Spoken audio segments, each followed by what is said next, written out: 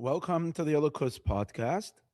This is class number 9 in the discourse Tzion b'mishpat Tipadeh, which is the 11th discourse in the overall book B'Shah Shekdimu 5672. And this is going to be class number 2 in chapter 43. And with this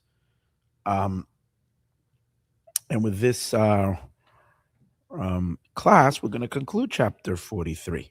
So let's go right to it. So we concluded the idea how, again, what he's trying to develop over here in the last bunch of classes, in the bunch of what we've learned in the past, the last bunch of chapters, is the idea that because this is an Or Pnimi and it's being delivered, the internal light, it's being delivered through the Kav. One of the ideas of the Kav is that it's a Kav Hamoded. It's a ray or a line that has an ability, it has within it the idea of measuring. It measures out exactly to each level how much light will shine, and also, as we're learning now, fundamental differences between level and level. So this idea that there is a difference essentially between how the light shine in the higher realms above Atzilus, and then we learned earlier in Adam Kadmon, there is a much greater revelation, and it's a whole different quality. And then in general, above Atzilus, it's a much greater quality. And then when the lights goes, the Or is delivered, the energy is delivered to Atzilus. Over there as well, there is a big difference between Chachma and Bina. That's what we're learning. And how the difference is not only a difference in more light to less light, but also fundamentally the quality of the type of existence of Chachma versus Bina is quite fundamentally different, as we learned in the last bunch of classes, that Chachma is receiving the essence of what is being delivered into it, and Bina is just an interpretation, and the core quality of Chachman doesn't even translate to Bina, doesn't even go over. Bina never receives that. Bina only receives the Nekudas HaHaskala, the point of the intellect, as we discussed last week. With this, he concluded the discussion of Chachma and Bina, and now, from now to the end of the chapter, he's going to say that this idea that there is a fundamental difference between level and level, I showed it to you by Chachma and Bina, but really it applies to all the stages of the Sfirot. And he's going to basically deliver it he's not going to explain it in each Sphira, all the 10 attributes, but in the general categories that there are. We just spoke about Chachma and Bina, the first two intellectual faculties. Now he's going to deliver the same idea to explain that there is a difference both in quantity of light and also in the quality of the experience itself. Now it's fundamentally different in how there is a categorical difference between the mochin, the intellect, and the midos and the emotions. So Chachma and Bina are both now going to be considered one category, with both more light and than the emotions, which is also referred to in the divine realm as a Eranpin. It's a big difference between the two. Also, how categorically it's different. How fundamentally the experience of intellect is essentially not just more powerful, but it's essentially different than the experience of emotions.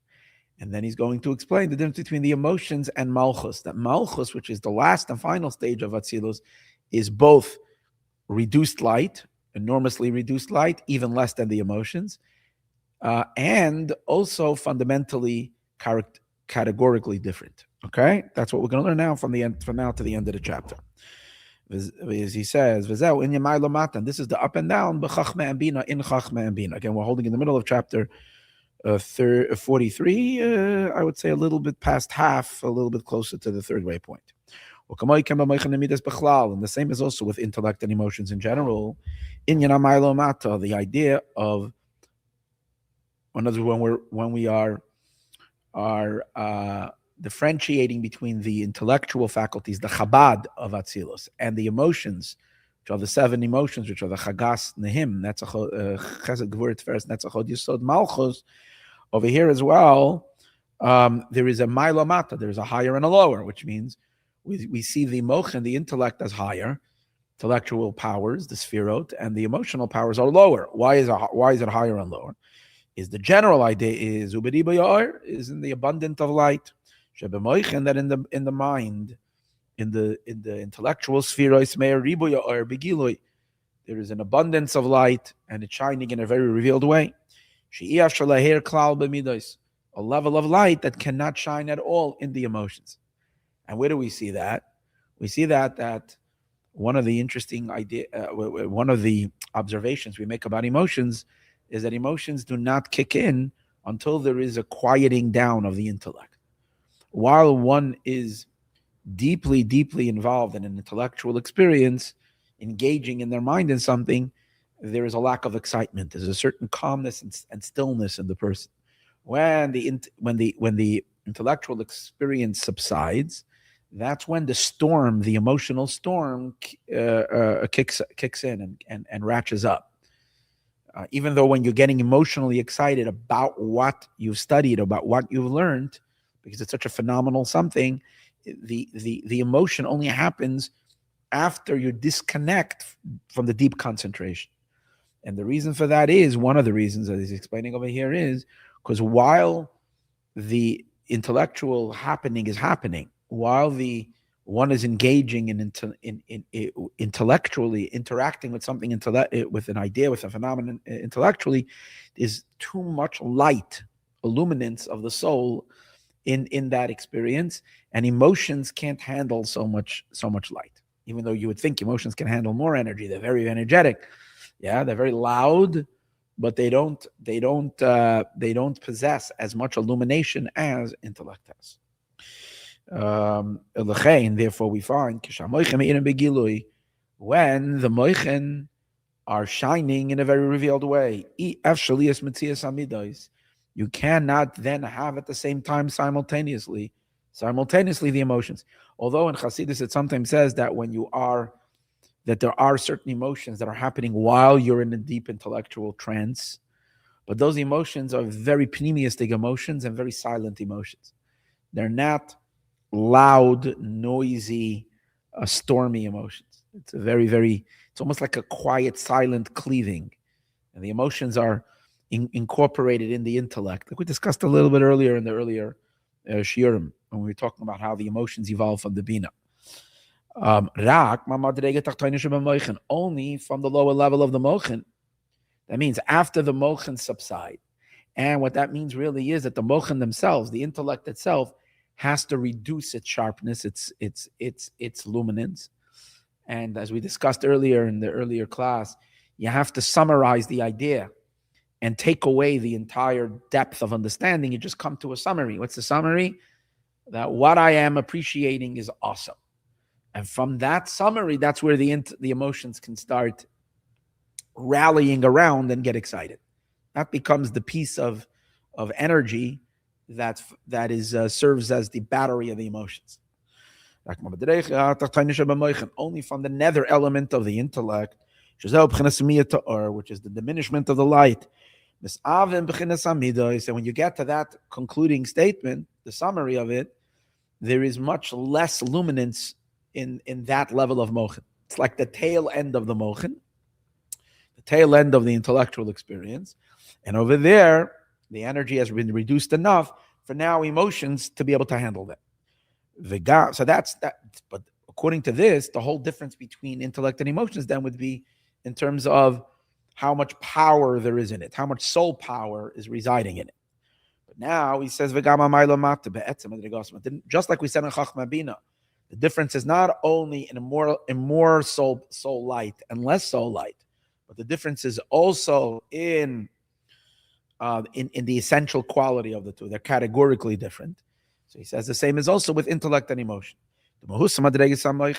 That the substance and the level of the mochen, of the intellect, is much higher than the emotions.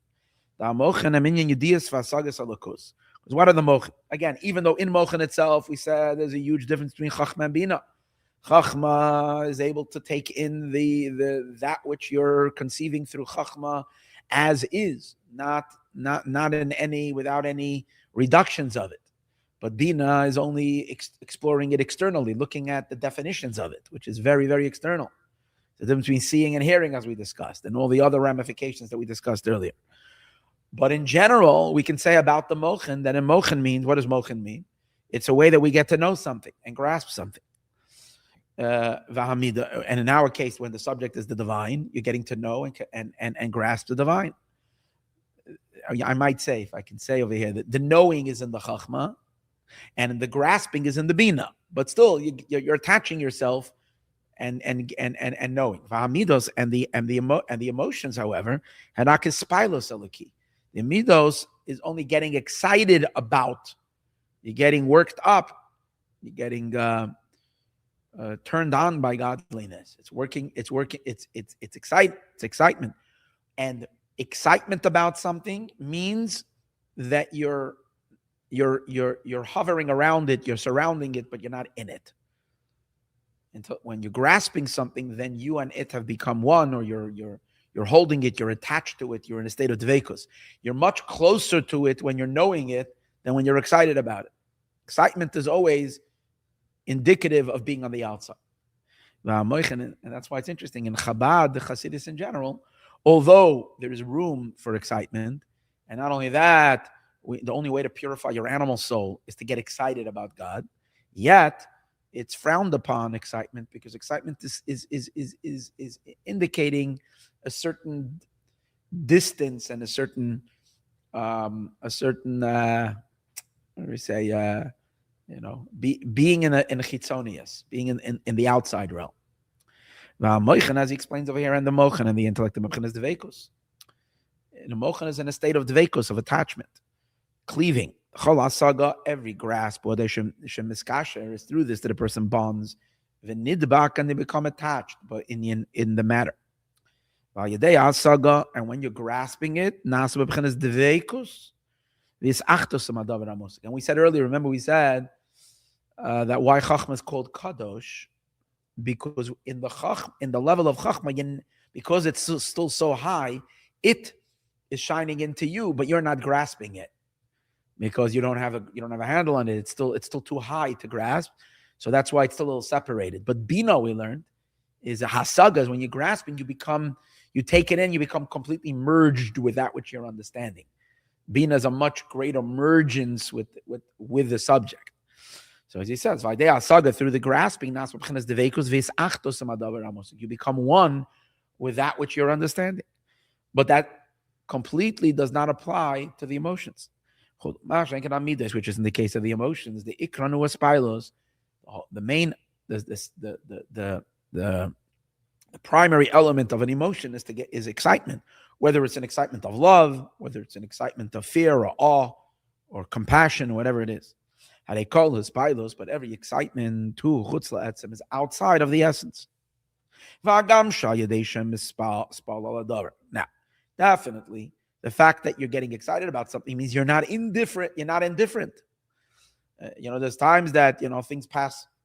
We're always trying to reach people and get them interested and excited about. And sometimes they just look at whatever it is that you have or doing or saying or thinking, and they remain indifferent, cold, and separated. That means they're not attaching at all. So of course, an excitement, when they get excited about something, that means that's a closeness. The person gets draws close to any entity by getting excited about it.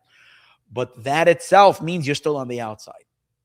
To really, really, really get close to the point that you and it become one, it's not enough to have an emotional, to get excited about it emotionally. You have to know it, and that's the greatness of Hasidus Chabad. It's not just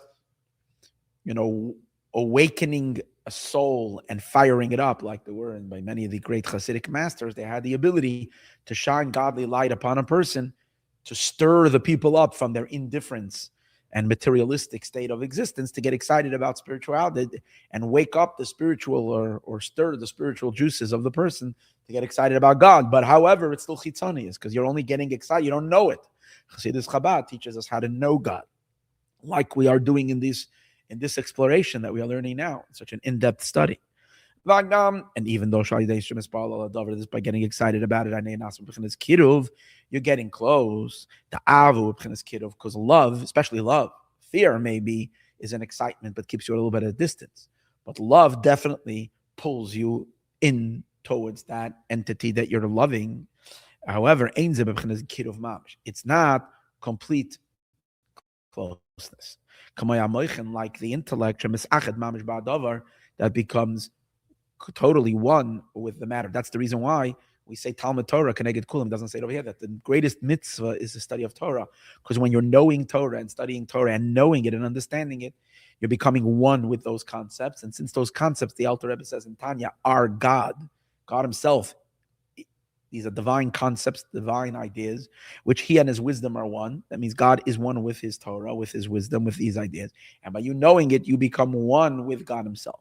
And there's no other closeness like that kind of closeness. It can know that as it is known. Now, this idea that the oneness of a person with in the realm of intellect versus the oneness of a person with in the realm of emotion, the oneness of emotions, that you're getting to whatever it is emotional. Now he's going to give it a Kabbalistic twist, but he's working a little bit from the other side. That meaning not only is when a person is intellectually bound up with something, then they're unified with it, and when a person is emotionally bound up with something, they are close to it but not unified. Now he's going to look at it from the other side as well.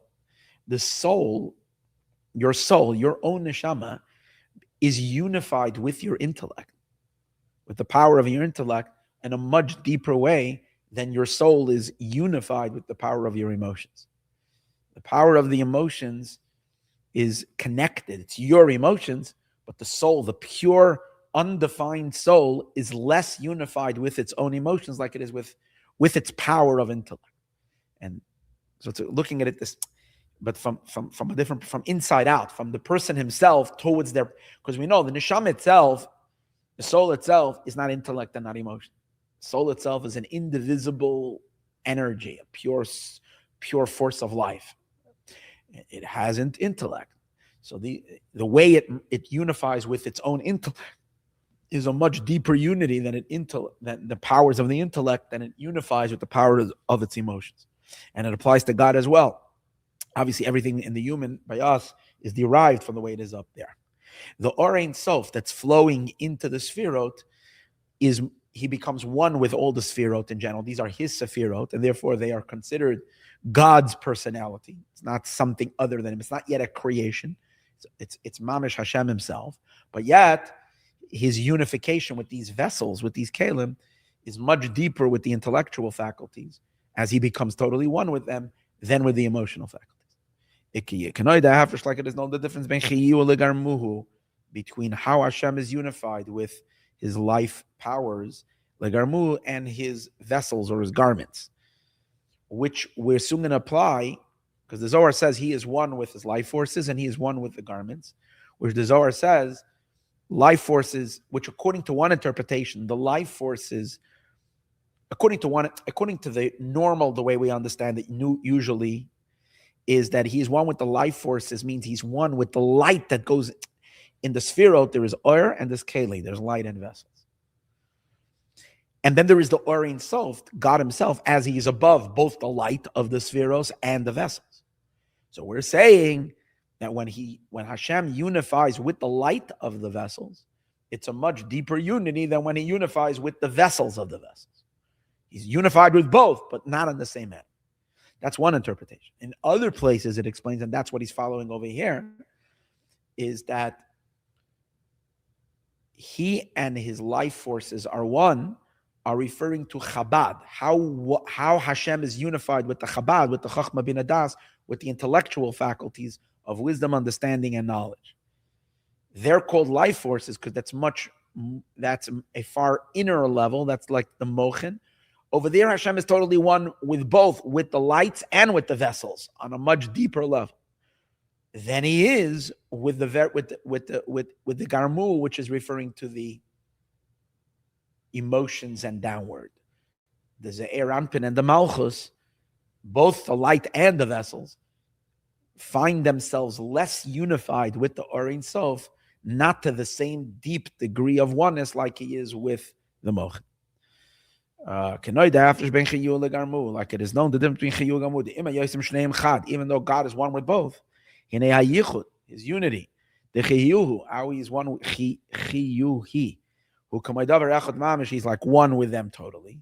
Vayichud degar muhi, and the way Hashem is one with his garments or with his vessels, like two things that become one.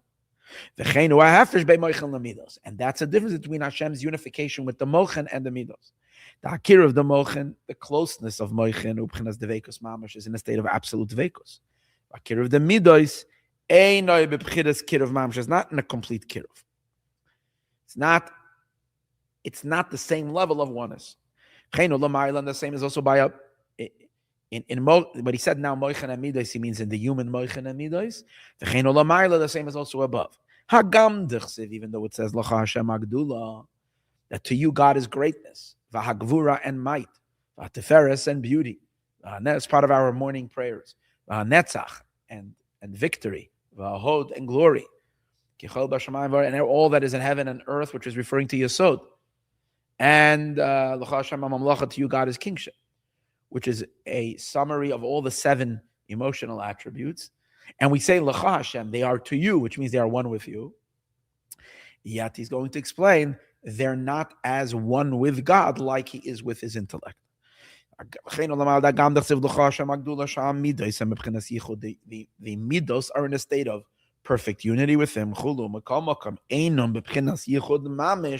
They're not on a level of unity, mamish, completely like the intellect. As it is known, that's what they were saying, what I mentioned earlier, that the moichen are called chiyuhu, which means life forces, and garmuhi is more vessels. It's like soul and body, like being one with the energy of your soul, or being one with the actual physical body. The person is one with his body, but he's deeper unified with the powers of his soul. Than the soul is more unified with the powers of the soul, that because they're also soul, they're also spiritual, then it is unified with the body. Although the soul is also unified with the body, because it's a human being. A human being is soul and body together. Okay, so that is showing you the general idea how the moichen, the Chabad is on a much higher level, categorically, and it's not just more light, it's also a higher form of state of existence, much more than the than the emotions, as we spoke earlier, which are like still considered external, and so on and so forth. And also the unification of the soul with them is external. Now he's going to add another point: what makes the intellect categorically different than the emotions?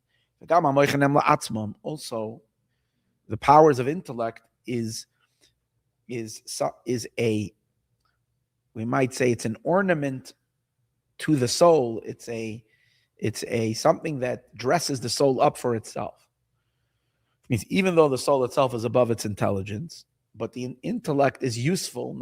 It's not just useful. It's all of the soul has it for its own perfection. The intellect is for yourself. You don't need others. The point of intellect is not so that you engage with others.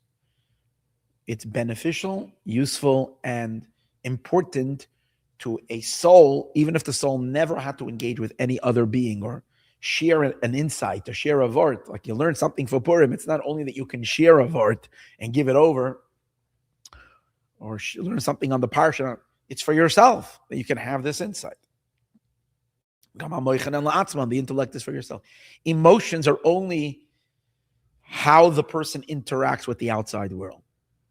And that itself is indicative that the emotions are an external, they're part of the external, what's the word for it? The external realm of the human, where you're interacting with the outside.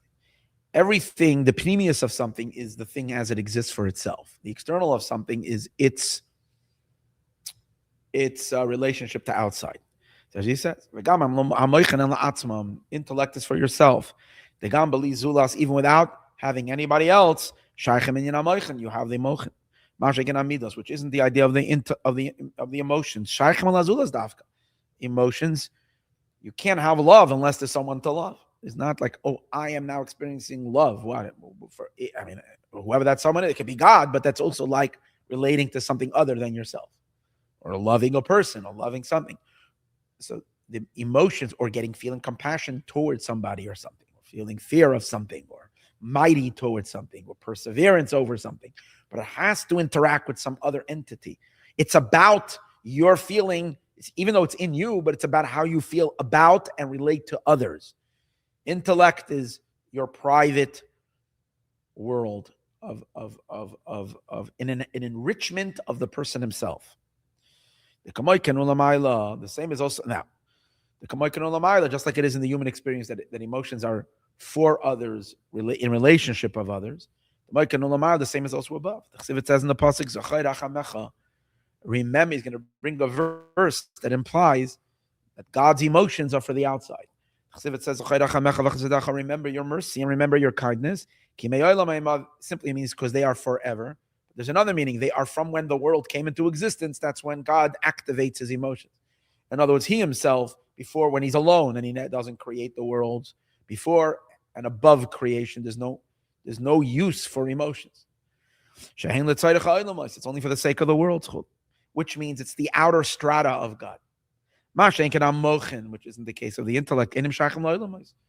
God's intellect has no relationship to the world. They're above and beyond the world. That's why the Torah is God's playful. Hashem plays with the Torah, which means Hashem entertains himself with the Torah, because the Torah is engaging, meaningful to him as he is for himself, unrelated to the worlds.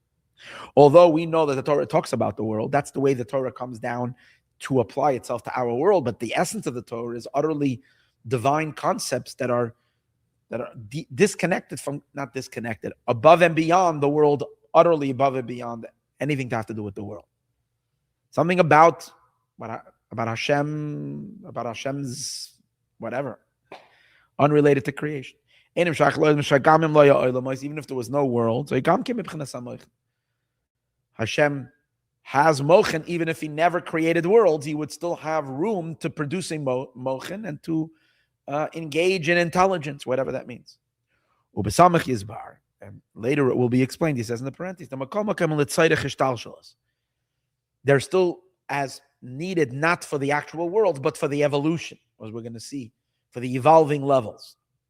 In other words, for him, as he is above the entire level of evolution, of evolving, then the mochen, even mochen are not needed, as we're going to see. But in terms of the worlds, midos are for the worlds, which by that very, very statement means we put the emotions to the outside of God, and the intellect is to the inside. And this